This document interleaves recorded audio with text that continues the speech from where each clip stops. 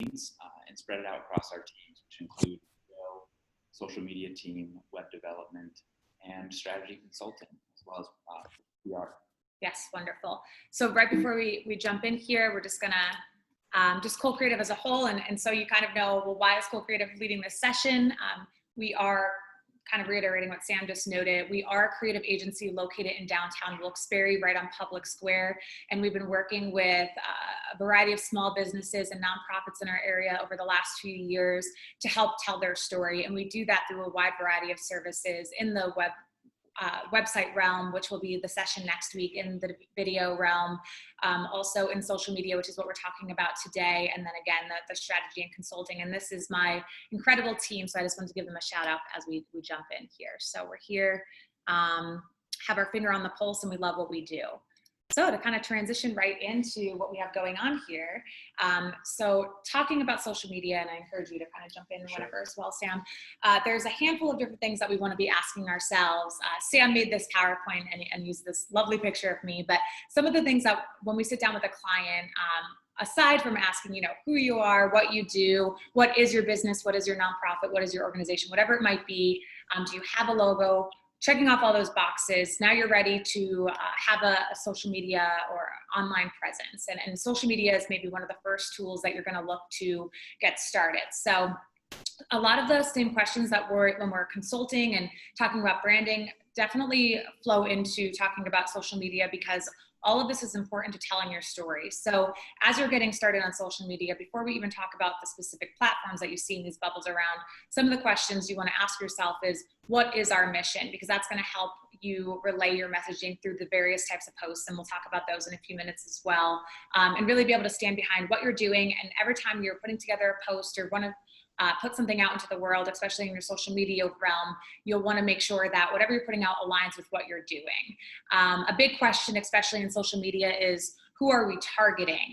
And again, we can get a little bit more in depth with that, but as you're putting together your messaging, all of your different posts, you definitely want to stop and be asking yourself, who are we appealing to? If you have a product that appeals to the 25 to 34-year-old age range, female, you definitely want to make sure that your posts and imagery and everything else are leaning towards that way. If it's an older demographic, you want to be speaking to the older demographic. And again, we'll get into the nitty-gritty details again in a few minutes. Again, another question here just being, what do we offer? Again, peeling back just the different layers of what are you offering. Whatever you're putting out, do your posts align with supporting that, kind of reminding people why you are here, things along those lines. So these are some top level questions that you'd start with, and then you can drill down and get a little bit more specific. Do you want to add anything with questions? Or? Yeah, I mean, as social media has become more and more a part of everyone's lives in a big way, the way that people are communicating on these different platforms is changing as well. So like Holly said, there are different platforms and they all align with a different audience. So just to go in a little bit deeper, like Holly was saying, if your audience is in the 25 to 35 or even younger, Instagram might be a great place for you to communicate with them. Or if you're a law firm and you're trying to connect with professionals, you know, you're going to find those people on LinkedIn, where Facebook is kind of more of a catch-all and a general social media platform, which is why we're going to focus on that a little bit more today. There certainly is different social media platforms that you connect with people. You know, there's so many to choose from, but these kind of, in our opinion, especially here in NEPA, are the core social media platforms. For sure. To take it a step further, there of course are a ton of different platforms, these just being some of the more popular. Another that we don't have listed here would be Twitter. A lot of times you do find more politics and things like that on Twitter, and I would say in some larger cities that has a little bit more traction, or depending on if your brand is more regional or national or even international based, that could be a good platform for you as well. People lean into YouTube, especially if a lot of what they're doing is video based. Then we have things like the TikTok, which I think is being taken over by the younger generation here. I do have an account, I downloaded it just to see what it's all about. But there's a lot of different platforms out there that you can get onto and just see kind of what would work best for your brand. Yep. And something that's changing about these platforms is it used to be a quantity approach in marketing. It's post every single day, it doesn't matter what it is, but these platforms are becoming smarter, and they're able to recognize what type of content people are engaging with. engagement is an important word when you're talking about social media. It means people are commenting, liking, sharing, and just overall interacting with your post and ultimately your brand. So creating quality content is also something that we're going to be talking about today. And that quality content looks different on each one of these platforms. Yeah, what Sam is leaning into now is talking a little bit about algorithms, which is what a lot of these platforms utilize, and keeping up with those. There's always articles in the tech industry coming out about how Facebook wants you to be more connected with your actual friends and family and colleagues and things like that. So they won't necessarily always put business posts first in people's feeds. So you have to get a little bit more creative to increase that engagement, which you refer to as people liking, sharing, commenting, and making sure that enough people are interacting with it so that it becomes relevant enough and that the algorithm on Facebook could say, this is something that people should see or might want to see, and then you'll get a little bit more traction and visibility there. So without further ado, unless you have anything else to add here. Okay, wonderful. And again, I actually realized I can't see if anybody is, there's a chat here. I just want to make sure. Okay, great. Just checking in there. So to kind of flow right into the next piece here, and again, this is where we're going to be leaning a little bit more into Facebook, but we'll make some notes about some of the other platforms that you can utilize and how the posts are very similar in a sense. But we have a couple different types of posts, and because it was easiest, we just pulled them from our page. So Sam, if you want to walk them through what we have here. So on display here, there's many, many types of posts, but I just want to show the three, I would say, main types of posts, and these all get quite a bit of interaction or engagement when posted. And the first one here is personal. This is something that people always really enjoy. They like to see the behind the scenes of your business. They want to see your team, especially if they know them. It just makes you feel like you actually do know these people who you might be interacting with in a business capacity. You're introducing your cast of characters if it was a movie. My background is in film, and personally, I like to take that approach of telling a story through your social media. That way you get your viewers and your potential customers engaged with you, and they care about the main characters of your story, so it makes them that much more likely to purchase your services or hire you. So this first post is personal. You can see it's from a Zoom session with our whole team during the quarantine, and this was just part of us engaging with people and showing that we're all happy, smiling faces, hanging out with our pets. The next type is video. Video by far gets a lot more engagement on social media. People love consuming video content. So as a video marketing agency, we were able to produce a lot of video content. So this next one was just, we recently sponsored a TikTok challenge, which had interns across Pennsylvania showing us a glimpse into their TikTok videos. So we kind of made a fun video of Holly watching the winning TikTok challenge. I encourage everybody to watch that on our social media page. It's very, very funny. And then the third type is graphic.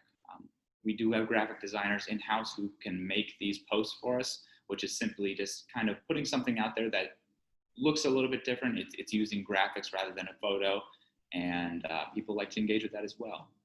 Yeah, wonderful. So this is, and I don't know if there is an opportunity, so we're going to try this to see if anyone can come off. So there is actually a long list of other types of posts, and to hopefully make this a little bit more interactive, we were hoping that maybe a few of you can come off of mute and let us know of other types of posts that you've seen or maybe that you utilize, just again to make this a little bit more interactive for a second. Rather than video, graphic, and personal.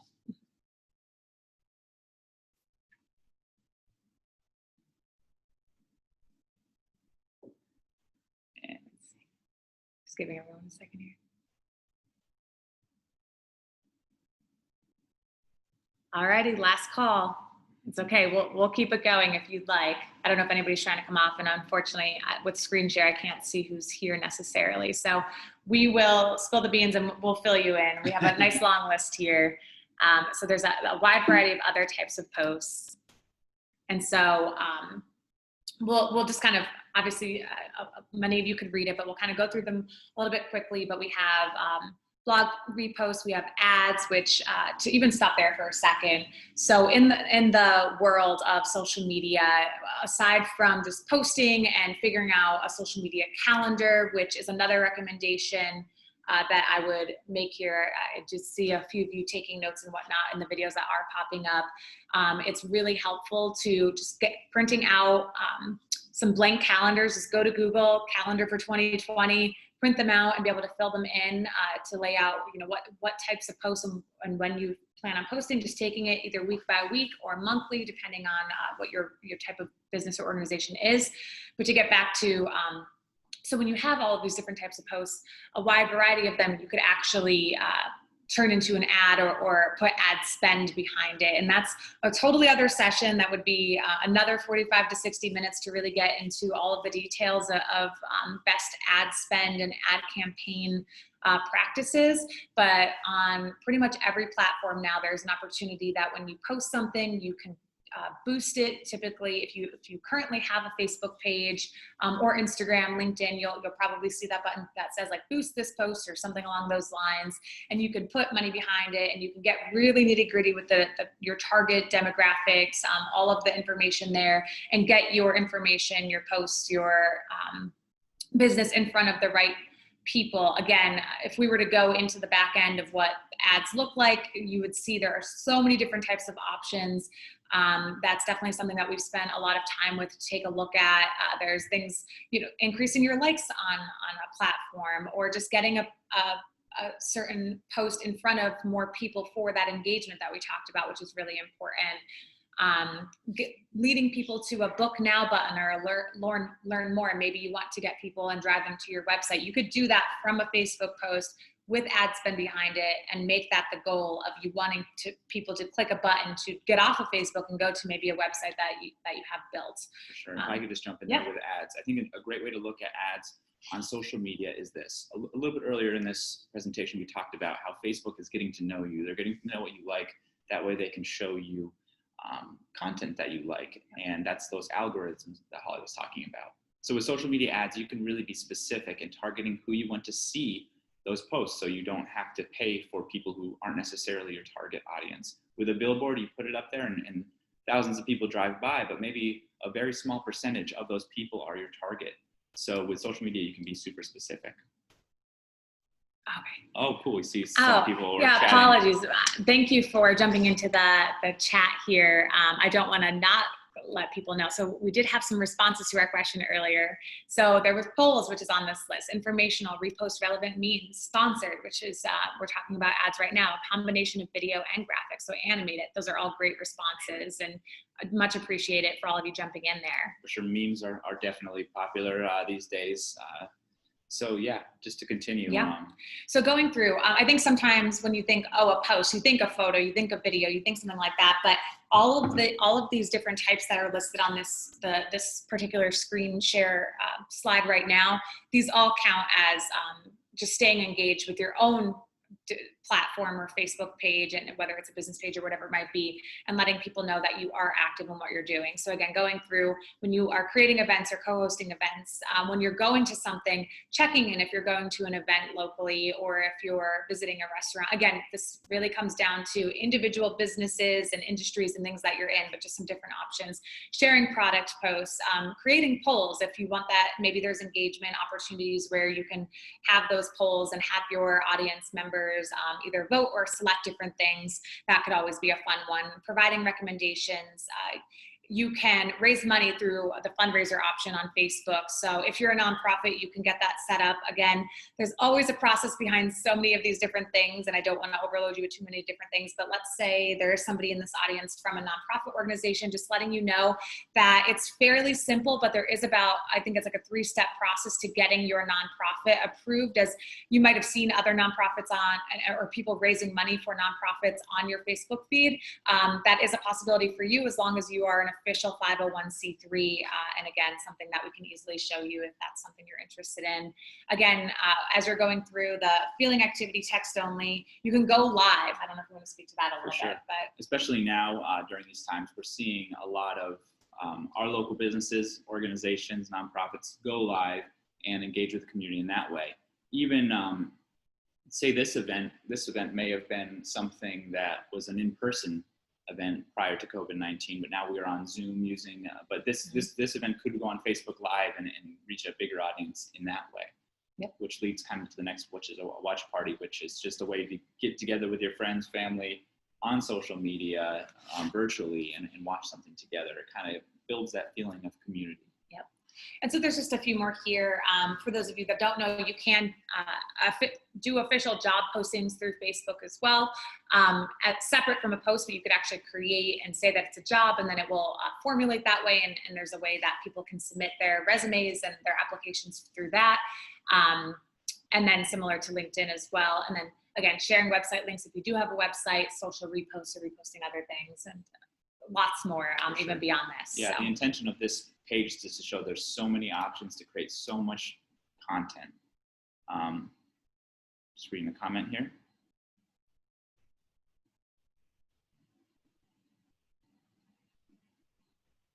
Okay. So we could even save that for the it's a Q&A. great question. Yeah. We'll come back to that. Yeah, it's really great. Okay, so as we, So as we continue on, actually, if you want to take this one as well. Yeah. So we're still talking about Facebook here, just because, like we said, it does have the biggest audience from young people to the older generations. And some trends that we're seeing on social media are virtual events or seminars. Like I talked about earlier, a lot of our favorite events, whether it's annual dinners, charity events, they're all going online. They're using Zoom, they're using social media to connect with people and still have those events during COVID-19. So that's a trend that we're seeing. We're seeing those watch parties where people are getting together, watching parties, engaging with each other, chatting, and then event pages. Now, event pages have been around for a while, but this is something that we lean into personally in our own marketing. Is whenever we're doing an event, we create that event page, and that becomes the hub for people to learn about what the event is. We populate that event page with graphics, posts, images, really amping the event up and getting people excited for it. And we could see and get a gauge for how many people are going to be coming to these events based on this Facebook event page. And it's, we've been very successful in getting people to our events, as well as a variety of our clients in using event pages. We work with someone who hosts a lot of events, and on their social media, they didn't have any of their events listed. They would just post about it regularly.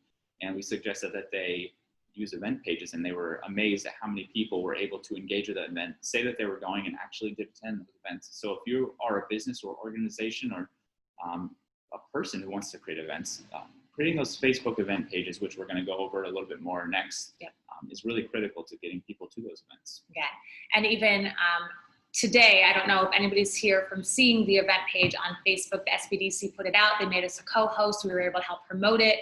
I think a lot of times when people think event page, they think, oh, I can create an event for my daughter's graduation party or a party or some kind of, event, but this is just a program. This is a how-to session that also translates into being able to use events for things like that. So just showing that it could be synonymous with a handful of different things to produce that engagement.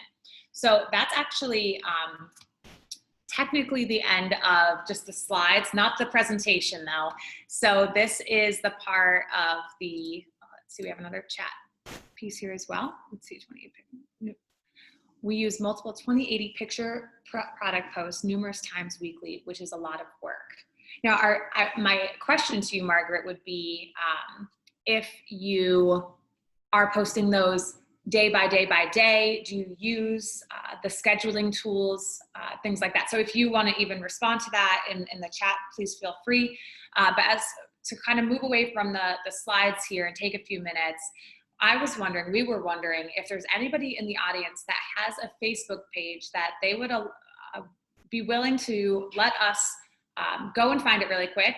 And we're gonna do a review of what we would do when somebody comes to us and says, let us know, how our Facebook page looks. So there is, let's see.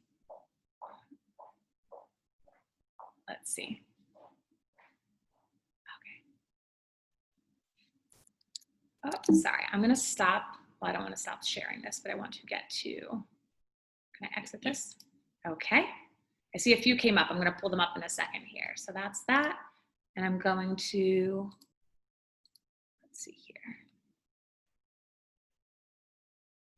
Is this, I just don't know if this is a. Take a look at it. Yeah, the first thing that seemed like it came through was 409 on Adams at Lackawanna College. I'm gonna see if that is, okay. I'm gonna like you there, you got a new like. All right, thank you everybody. So what we're gonna do this is genuinely how we're just going to do it in real time. I apologize if my sister messages me and that pops up at any point. That's how we primarily chat throughout the day. So already when I'm coming onto this page, and you can obviously jump in as well. So I'm hoping you can see, if somebody can let me know in the chat, can you actually see the mouse moving on your screen as well? Can someone let me know, yes or no? Okay, great. Thank you, Johnny. Wonderful. Thanks, everybody. So I'm just going to point out what we would look at. So first thing first is I'm looking at the logo here, which is a circle. This has changed over time on Facebook, and you'll notice across the platforms, it used to be a square in all different sizes. So what I look for is the logo cut off. Is it fitting in the circle right? It might sound you might be like, okay, why does that matter? But if I had an example of one where it doesn't, I would show you. It just isn't, to put it simply, it isn't a good look. It's not as professional as it could be. So spot on with the logo here. It's fitting, it's nice and big. You wanna make sure it's not too small either. You don't want it to be like inside of this circle or anything like that. So good job there. Let's see. Oh, sorry, I'm just noticing the chats pop in as well. I absolutely love that you have a video in your header. Again, that's really engaging. I'm gonna stop, I'm gonna watch that. Go ahead, jump in as you want. Yeah, the video header is definitely a trend over the past couple of years. It's something that we do personally, and it's a great way for people to stop and get a glimpse of your business before they even start to scroll to see what kind of content you're putting out. Yeah. So it's great. I'm going to go as far as making this statement, and you correct me where maybe you think I need to be corrected. But while websites are still very, very important, and again, that's session 2, so join us next week when we talk a little bit more in depth about why they're still important. A lot of businesses and organizations, especially small businesses or businesses that are maybe ran by 1 or 2 people, and maybe you don't have a budget yet to get that bigger website, whatever it might be. A lot of people do use social platforms, and especially Facebook, having the business pages as really their website or their online presence. So especially if you don't have a website, treat this as though, and again, in session 2, we'll talk about headers and things like that on websites, but this is very similar to that. I get to see the inside of 409 on Adams. This is absolutely beautiful. The food looks delicious. It looks like an experience. And I think it's great. It's like, I'm like, I can't wait to go. Yeah. Okay. So kind of moving on here, aside from, so I'm on this first page. So this is another piece over here. Again, I'm just going to X this out for now. Oh, I'm sorry. Did somebody say drag that? Is that why you moved that? I think they said, can you drag and drop the MP4 video in the header? So to upload a cover video, you would just simply hit edit when you're with your mouse hovering over the cover image, and you can upload a video right from your desktop computer, or if you're using your mobile device, you would do so in that way. But you can drag and drop. I do not believe drag and drop works. Okay, great question. Okay, I'm gonna put this down. I just don't know if that's in the way of anybody. So next thing that we look for is, this is your about section. If you go onto your business page, you'll notice if it's blank or not, and it will ask if you want to fill it in. So you go here and you could actually click and learn more. Again, they're using imagery. It fits perfectly. They have, I'm assuming this is a tagline or something along those lines, and then they're going to have the story here. Again, I'm not going to sit here and read it, but it looks like it's thorough. It has quotes, it has contact information, it has a link to where you can get more information beyond Facebook and their Instagram. Great job. So then going through, definitely just going into, oops, sorry, it keeps popping up here, seeing when is the last time they posted. Okay, it's July 21st. I would say that you are good to go. Sorry, sometimes it saves a post up here, but it might not be the most recent post just because it's interesting. They have different types of video content, or different types of content. The video, this looks delicious. I just made zucchini fritters yesterday. It's great. So again, I don't know if there's anything, it's consistent, July 7th, July 9th. Again, it does not have to be every single day. Here they have 2 different posts in a day, but it's relevant. They are a restaurant. They want people to see their food. They want them to be thinking about it. I'm going to assume that maybe you're open for dinner, so posting at the relevant times there. I think it's showing maybe some different ways to make things. So they're educating. It's not just about come to our restaurant, come eat our food, whatever it might be. They're actually showing you different things. It looks like it was a watch party or a live event. Okay, again, I can go through this kind of all day. Again, just making sure that there's different kinds of content. And then there's a few pieces in here where we're gonna jump into the about, making sure that all of your information sorry, just taking a second to load here. They let us know where they're located. The phone number's right there. You can get directions. They have it filled in with their hours, so we know that it's closed now. They have it. We know what they accept there, which is great. They have their contact, and it's all filled in about their company overview, et cetera, et cetera. It feels professional, and it feels great. So I don't know if there's any other sections you might want to go through. I think that great thing about this page is, like Holly said, there's a lot of good content, and there's a good variety of content. So whether that is sorry, are you looking for something? I'm not sure who runs your page, Susan, but it is a very good page, and makes us very curious to check out your restaurant. A lot of times social media pages like this, Facebook, it's going to show up on Google before your actual website. So making sure this social media page is a resource to your potential customers is vital. Also, another thing here is this is the call to action button, which they do have set up, so I can call them right now if I wanted to. There's other options here. I think we have ours linked to learn more, which would take you right to our website. There's a book now. So let's say that you have a booking platform for appointments or things like that. You can have it directly linked to that. There's a handful of different options. So you want to make sure that you're utilizing your call to action, because again, this could be a great page, but I might not know, what to do next. If I need to make a reservation, but the call now button wasn't there, let's say, it would almost most likely make somebody a little bit disgruntled and move on to the next thing. Again, maybe that's a little dramatic, but it can happen. One other thing is, I'm just gonna check and let's see. I don't know if that's just set up, and this doesn't have to, wonderful. So see, you are all, Susan, you're all set up here. So what I just did was I went to send a message. They had most likely very frequently asked questions set up already. And then I clicked, what are your hours? And they have a response already set up so that it sends automatically. So Susan doesn't have to stop in the middle of her busy day to then respond and let me know what I asked. She pre-programmed those questions and answers. So that's wonderful too. Let's see. Can you show a Facebook page that is linked to a Facebook marketplace, a Facebook shop?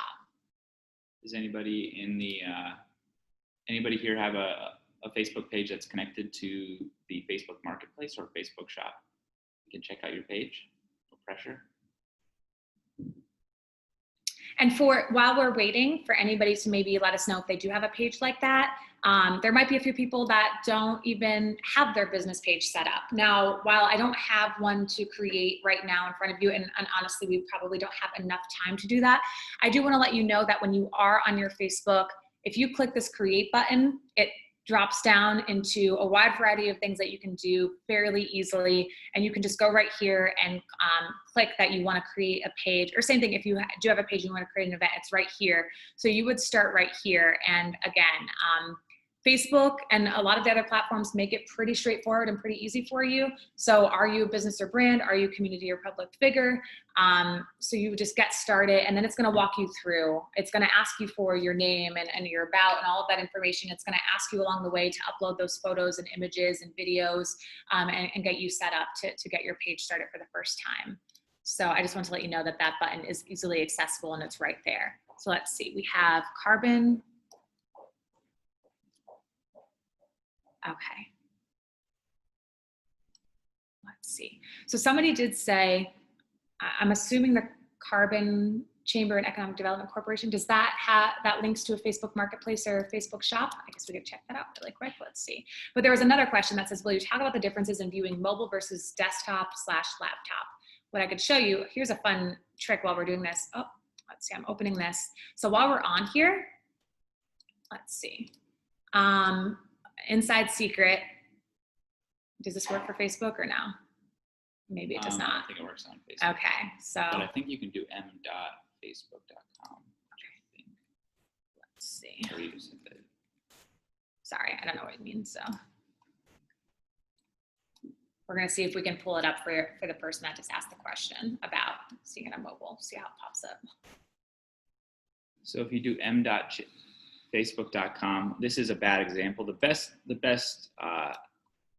thing for you to do would be to actually view it on a mobile device. Yeah, but the page isn't a bad example to clarify. It's just because the way it's showing up on. But if you do m.facebook.com, if you're looking at social media on a desktop, you would see the mobile version of that. But the Yeah. difference would be, Everything's on mobile now. okay, I'm just getting back. The difference would be that you are, obviously it's arranged differently, but for the most part, Facebook has it so that images should display the same size and so on and so forth. But at the same time, some things that will change are the cover video. So making sure that your cover video is formatted so that it looks good on mobile and desktop, because on mobile, it takes your profile picture and puts it right in the center. So yeah. Now this is you could very quickly see it's Carbon Chamber and Economic Development. So I'm leaning into believing Chamber of Commerce, something along those lines, economic development. You have that in pretty much every community. So you most likely have a lot of events, different volunteer opportunities. And again, I didn't obviously go into your about to learn more or anything, but they're utilizing, you probably notice I'm clicking through here. So rather than a video or a static image, you could also upload multiple images to your header, and people can click through. So you can learn up a little bit, or learn a little bit more about what they have going on, and different opportunities there. So this is an example here. I know somebody said, can we show this, of a shop page, how it's all set up. They made the note that they're selling props from previous annual dinners, and that's really creative. I know we're all pivoting right now. We're working with our own local chamber here in Wilkes-Barre to take things virtual and take new approaches. So I think that this is great. So was there something specific? I apologize. It's WYFLC who asked the question to see the shop. Is there something you wanted us to talk about specifically, or did you just want to see what it might look like if it's put together appropriately? And thank you, Kia, sorry if I pronounced that wrong. Okay, just wanted to see how it was integrated. So for anybody, just so you are aware, there is the option, Facebook rolled out a while back, but I think they're promoting it even more given the circumstances of 2020. They do have the option on your business pages where you can set up a shop. So again, if you don't have that website or that shop page, you could technically use your Facebook page to sell your different products and services and things like that. So for sure. Yep. I think this is another example of a good page that prompts engagement. Only feedback would be maybe simplify that profile picture. That looks to me more like a post. Right. So it's simple, and if you were looking at it on a mobile phone, it wouldn't be too busy, that you would be able to see it nice and clear. Yeah, that's great. Okay, so I know that because there was a question up here.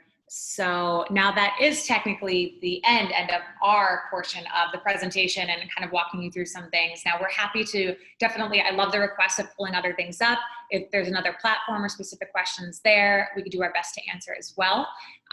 We did want to, and we were asked to leave it open for about 15 minutes worth of questions. So this is really your opportunity before I pass it back to Jolene of the SBDC, who's gonna provide a few more updates before the 10 o'clock. So there was a question, is this, that came to us privately. Is that something you can speak on, Sam? Sure, I'm just rereading it here. So the question is, our company has created non-interactive MP4 commercials detailing our products because it's economical. We can create them without spending money. Can you talk about the impact of video on consumer conversion rates? We cannot, the impact of video on consumer conversion rates. So in regards to video's impact as a video marketer and as a video production company, like I said earlier, it is the #1 most engaged post. People are consuming video content more and more and at higher levels through all the streaming platforms, through social media specifically, through other web platforms. Mm-hmm. So we are finding that video has a tremendous effect on conversion rates. So the difference would be, even though you are creating these videos without spending any money, because it seems like someone from your company has the capabilities to create these videos that showcase your products. The next step in that would be to potentially make an ad based on that video, where you can put a call to action and even a clickable button on the end of that video, so they can go and purchase that product where it's available, whether it's available online. Yeah, and to even just break it down and more top level, and think about if any of you do find yourself scrolling through your own feeds, it's always simpler than you think. It's what's stopping your attention? I know a lot of times I will catch myself just scrolling, and I'm not looking for anything in particular, but it's typically video that might get me to stop for a few extra seconds longer. That is a point to make. That now, while Facebook actually, as the platform that we're primarily focusing on, loves longer form video so that they can kind of slice it up with some of their ads, you really do only have about 5 to 7 seconds to capture that attention to make somebody want to stick around for maybe a 1, 2, 3 minute or longer video in a lot of cases. So just something to keep in mind when you're storytelling. I know there's a couple more questions coming through here, and I want to make sure that we get to at least some of them. So there is the question, and it's a great question, and it's one we get asked a lot. Is there a recommended number of times a week to post? Not the favorite answer of everyone, but it really does come down to what you're doing, what your business or organization is, what are you promoting. There are some instances, and I'm trying to think of, like where we work with a wine company, and they do post where it's a blend of we post and then they post as well. So it's a great partnership we have where we get to help promote them a little bit more and be a little bit more of the salesy type of posts while they, and educational and informational, while they will post their live videos or what they are pairing their wine of the night with their dinner of the night type of posts and whatnot. And it's a really nice blend. And that works for them, the various engagement where we transparently, I could use us as the example, we don't post every day just because we are using a variety of posting, not daily, but using ad spend and ad campaigns to have sponsored posts kind of consistently in the back end, if that makes sense. And if you want to speak to it. I think the old saying would be you should post as many days as you're open. Yeah.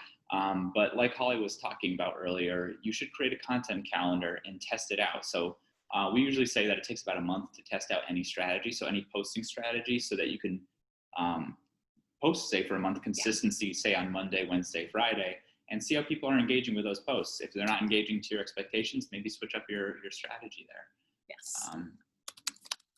And in regards to that content calendar, what we sometimes do is we make it even easier for you to think. Say you're the business owner and you are creating the content. Maybe do Monday tips, Wednesday something internal, a behind the scenes picture from where you're working, from your office, from the storefront, and then Friday do some type of call to action. Yeah. That's called the jab punch, where you give people different value. So on Monday you're not necessarily selling, you're just giving them a fun fact. Wednesday you're engaging with them, showing them a little bit behind the scenes, and then Friday you're asking them to purchase. You're telling that story. Yeah. While we're on this topic as well, so there is a publishing tools section on my page. These could sometimes look a little bit different just depending on what industry you're in. But when you go across the top, if you're on, like you see, I'm on a laptop, you'll have the option for publishing tools, which you can go in here.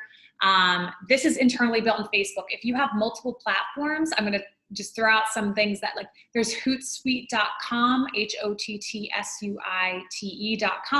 That's a scheduling tool. So if you have a Facebook, LinkedIn, and Instagram, and you want to post various posts all the time because it feels really overwhelming, you can get that for close to free. I think there's a minimal monthly charge depending on how many accounts you have, and you can post.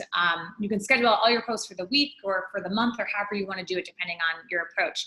There is you can schedule out posts. So if on Facebook, you could actually come right into here and create posts, and you can select the date and time that you would like to. And again, I don't have an example, so I apologize, but there would be the option for you to select where you want to, if we want to post something on Thursday at 10 a.m. so that I don't have to think about it and I can just kind of move on, that type of thing. Since Facebook owns Instagram, you could publish it right to Instagram from the scheduled post section from the publishing tools. Yeah.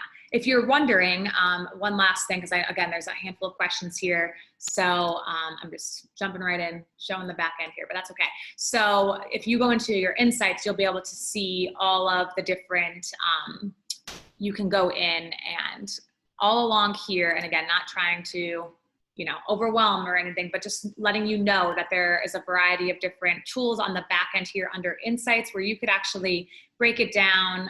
You can look at 1 week's worth, and you can get an idea of what days and times of the day and whatnot. It does break that all down if you just dive in a little bit deeper into insights there. So I just want to let you know that you can actually determine when the best time to post is as well based on those analytics. Okay, thank you. How would you be able to change the call to action button on your Facebook page? So that would be, so when you're on here, if you're logged in and you're an admin on your Facebook page, which I'm assuming, when you click it, you could test the button, or what you could do is you click it and you could actually go in and you can change it right in there. So what I did. Yeah, we have it set to learn more because we want people to go to our website to learn more about us. Yeah. And see some of our portfolio and reach out to us. Yeah, so you can see there's all of these different options, and as you click through them, it breaks down even further. So I hope that answers your question there. When we create our pages, should we make posts that direct potential customers to our product pages, or simply make posts that engage our potential customers about our company in general? I think I talked a little bit about that, where it's a mixture. So you don't want to just hit people with the call to action. You don't want to say buy. You want to lead people to why they should buy, and give them that why so that they feel good about purchasing from you. For sure. So next question, and if we're moving too quickly or anything, I mean, I love saying, can you show us how to?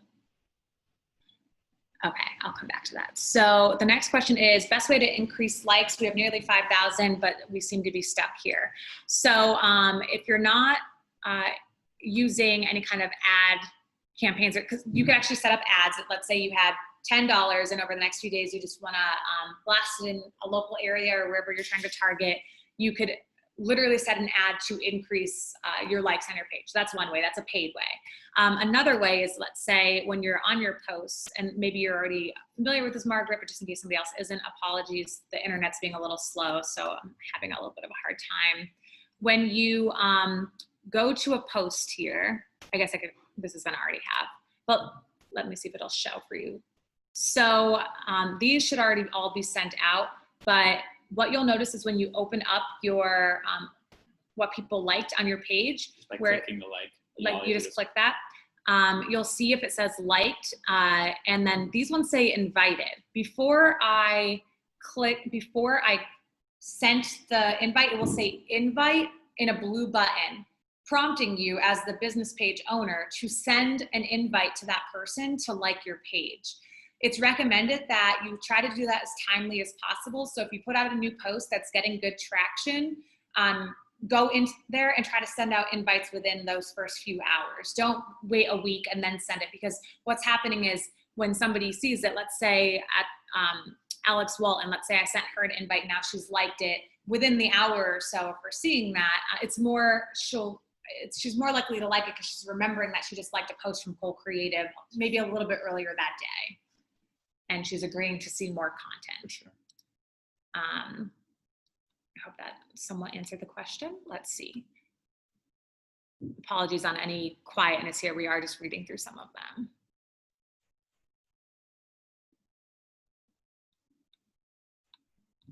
Okay, trying to stick a little bit to the more general ones for just now. Construction services. Somebody asked, can you show us? Rebecca, I apologize. I'm not sure. It just says construction services with a question mark. If you wouldn't mind elaborating on that, definitely happy to attempt to answer your question. Coming back to WYF, can you show us how to get, so the publishing tools, again, we're just, if you could see my mouse, you have all of these options along here. The ad center is where you would do ad campaigns, by the way. But if you go into more and you go down, you'll see publishing tools, and that's where that is. I hope that answers your question there. Susan said, I found that scheduling posts 1 time a week for the whole month worked well to keep things consistent. That's great, and that's true. And that's great that that's what works for you. I would definitely say at least once a week minimum. Like, I wouldn't go any less. I wouldn't put 2 weeks in between, 3 weeks a month. When people go to a social media platform or even a website, I know that this isn't the session, but if there isn't a recent post or a recent blog or something that lets them know this business, this organization is still actively doing things, there is just almost like a, I I don't want to use the word mistrust or, too strongly, but there's just something about a delay or seeing that somebody hasn't posted for 3 months that makes you feel like, okay, is this still relevant? Is this someone that I might want to? And another thing is if you're not posting and you're, say, a restaurant, and maybe you're out, it says that you're open and you go and it's closed for the day. I might be hesitant to return to that restaurant because there is that level of trust that I've potentially lost. Somebody asked, do you recommend ads or is it just a trick?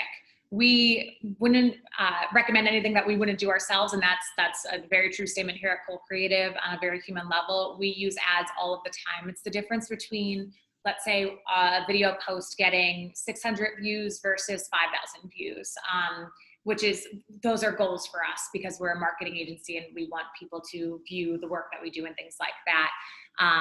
We have a handful of clients that we also run ads for. And again, we have a client with their goal. I don't want to share too much because it's obviously their business, literally, but where their goal is to book now and they see an increase in their bookings every time they run ads with the ad spend behind it. So it's just figuring out. The key is, and I think because a lot of people will try ads and find failure first, it's because you have to figure out what's going to work best for you and your business. And sometimes, and transparently, and again, Claire, I don't know, what your business is or what your posts look like, so I'm not speaking directly to any of that.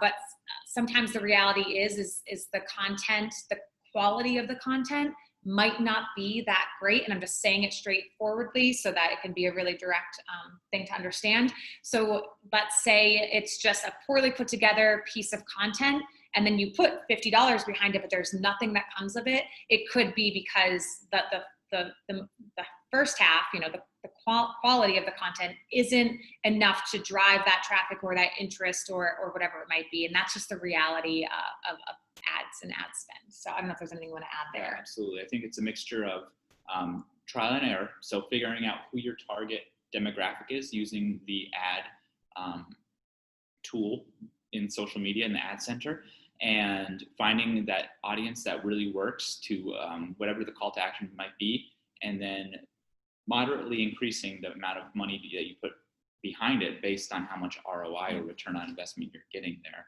And like Holly said, creating quality content. So that's writing a good description. So writing good ad copy, creating an image or video that's obvious and to the point, and it has a clear call to action is vital to the success of any ad campaign.